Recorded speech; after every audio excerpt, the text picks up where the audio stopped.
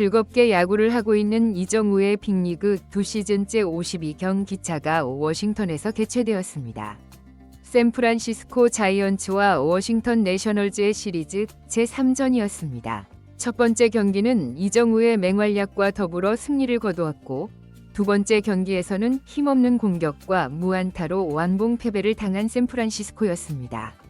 이 세 개의 히트 가운데 하나를 이정우가 만들어내면서 현재 5경기 연속 안타 퍼레이드를 계속해 나가고 있습니다. 전체 12게임 중 7게임은 2할 초반 수준의 타율이었으나 그 다음 5게임에서는 3할 때 타율과 출루율이 4할을 초과하고 있어서 성과가 현재 메이저리그 시작 당시의 기세와는 조금 다르지만 최근에는 점차 그 시절로 되돌아가려는 징후가 나타나고 있습니다. 이정우는 199타석에서 56히트, 타율 2할 8푼 1리, 31RBI, 홈런 6개, 2루타 14개를 달성하고 있습니다. 언제부턴가 내셔널리그는 3할 타율 선수가 7명만 남게 되었습니다. 이정우는 최다 히트 선두와 7개 차이이며 2루타는 선두와 2개 차이에 있습니다. 아직 110게임 정도가 남아있기 때문에 이정우의 타격 성적은 더욱 향상될 가능성이 있습니다. 이정우는 이번 시즌 신기록을 수립하고 있습니다. 오늘 기준으로 병살타를 하나 든 친 타자는 전체 368명, 하나도 치지 않은 타자가 213명인데 그 중에서 규정 타석을 충족한 것은 이정우를 포함하여 17명에 불과합니다. 이들을 타석 횟수 순으로 정렬하면 이정우는 3위입니다. 클리블랜드 가디언스의 스티브 키너가 223타석으로 1위, 시카고 화이트삭스의 피트 크로 암스트롱이 220타석으로 2위, 그리고 이정우가 216타석으로 3위에 위치합니다. 이들이 이번 시즌 병살타를 하나도 치지 않은 타자 탑 3입니다.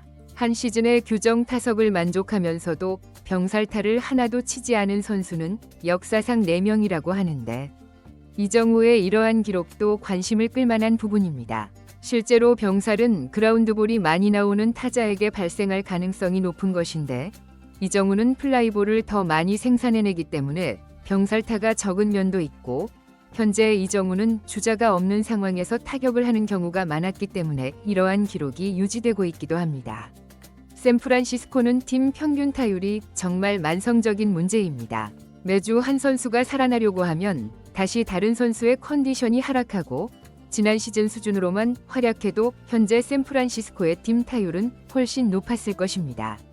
체프먼, 아담에스, 웨이드 주니어가 워낙 슬럼프에 빠져서 2할 초반대 타율이고 정규 포수 베일리는 1할 때 타율입니다.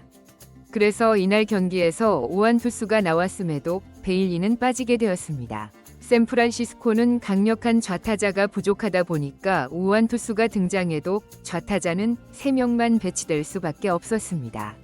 1번부터 야스트젬스키, 라모스, 이정우, 플로레스, 체프먼, 아담에스, 웨이드 주니어, 피츠제럴드, 허프, 그리고 투수는 샌프란시스코의 승리를 가져다주는 로비 레이였습니다.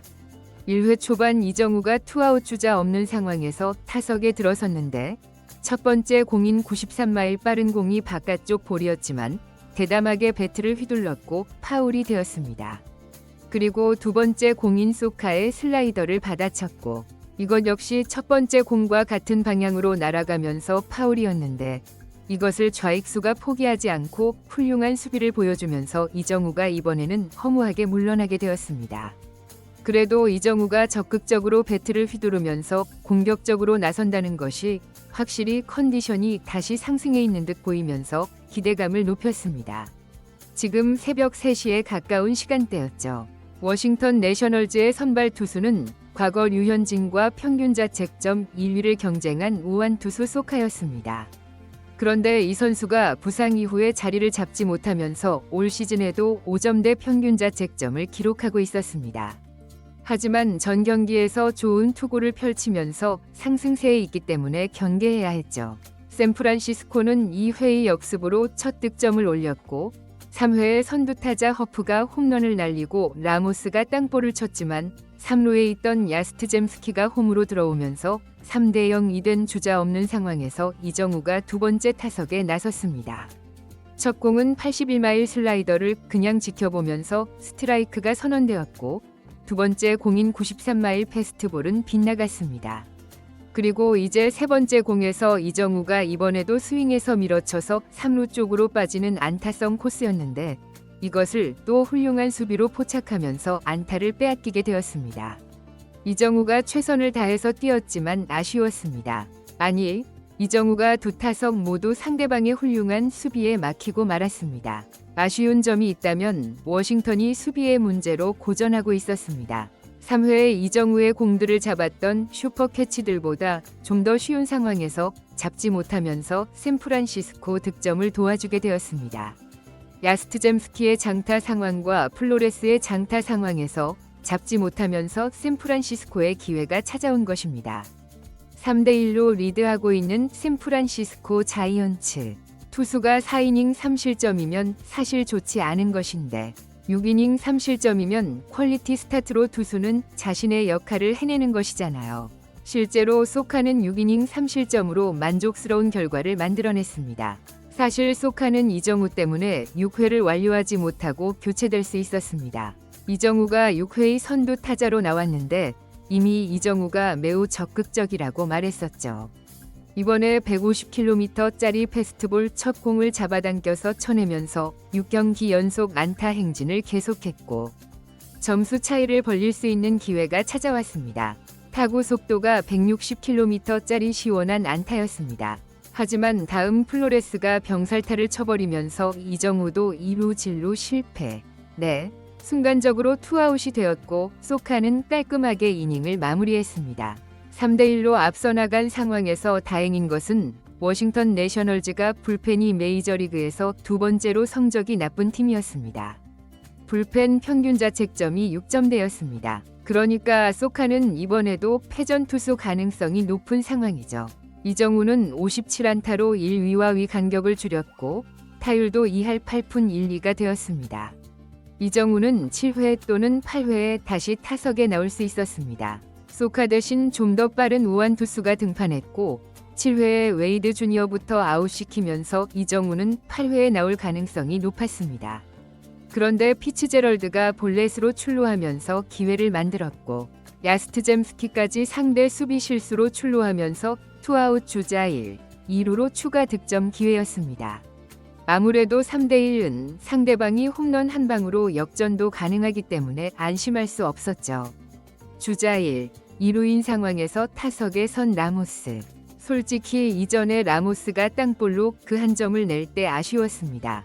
라모스가 그냥 삼진을 당하는 것이 나았고 그것을 바라게 되더라고요.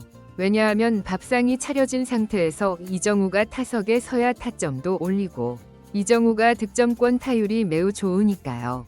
그런데 그것이 계속 끊어졌습니다. 7회에 라모스가 주자 1, 2루가 되었을 때 라모스가 볼넷을 얻든 아니면 안타를 쳐주길 원했고 이정우가 7회에 나와야 했습니다.